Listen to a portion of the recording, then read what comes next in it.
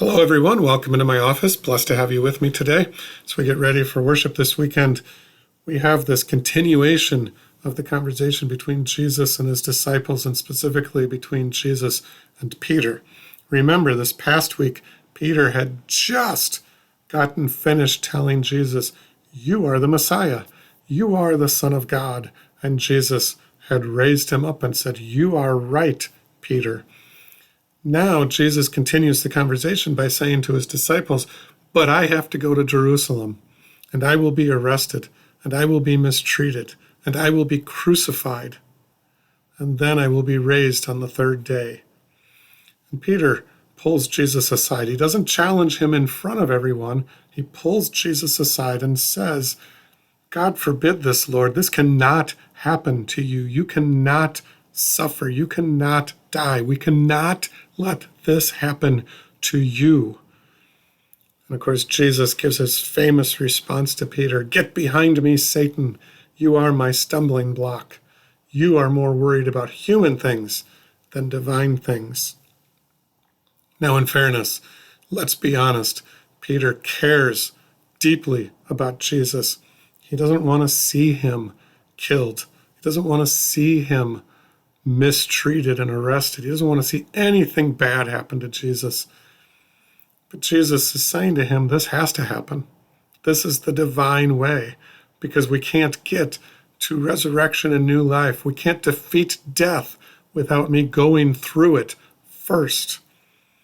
Peter doesn't totally understand that. Maybe we don't totally understand it either. There's this deep theological thing going on between Peter and Jesus in that moment. And like I said, in fairness, Jesus is cared about by Peter. And let's be honest, Peter's also probably worried, what happens to us if something happens to him? That would be a natural reaction too, but that is very much a human worry as well. Jesus makes it very clear.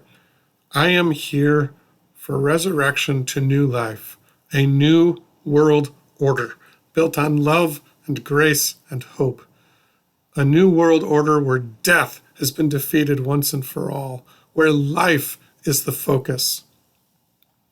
That's interesting, because we do spend a lot of time in our life worried about those things that could go wrong. We do spend a lot of time in our life thinking about what death could be like and what kind of death we would not want to experience, or what happens after death. We spend so much time worrying about that. And here Jesus is sitting there looking at Peter like, did you not hear me say I will be raised on the third day? The resurrection is the story, not the death. You are worried about the death. I am interested in the resurrection. So in that sense, you can kind of see the disconnect between Peter on one side and Jesus on the other. It's a fascinating conversation. But here's the other thing. Let's be honest, anything that we put our minds to, we end up focused and heading in that direction.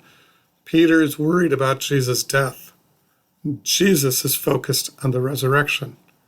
Peter is focused on one thing, Jesus is focused on the other. Jesus is trying to redirect Peter and also redirect us. Jesus wants us to focus on resurrection to new life, and not just after our individual deaths, but also resurrection to new life here, now, the world order, the way we treat each other, the way society behaves, resurrection to something new based on love, grace, and hope. We sit there oftentimes and think about the death of our society. Jesus thinks about the resurrection of our society. Disconnect. We have to find a way to reconnect to Christ, just as Peter had to find a way to reconnect to the thought process of Christ. It's not about death. It's about new life, hope, grace, and what could be. Fascinating gospel. Looking forward to seeing you this weekend and preaching about that and talking about it with you.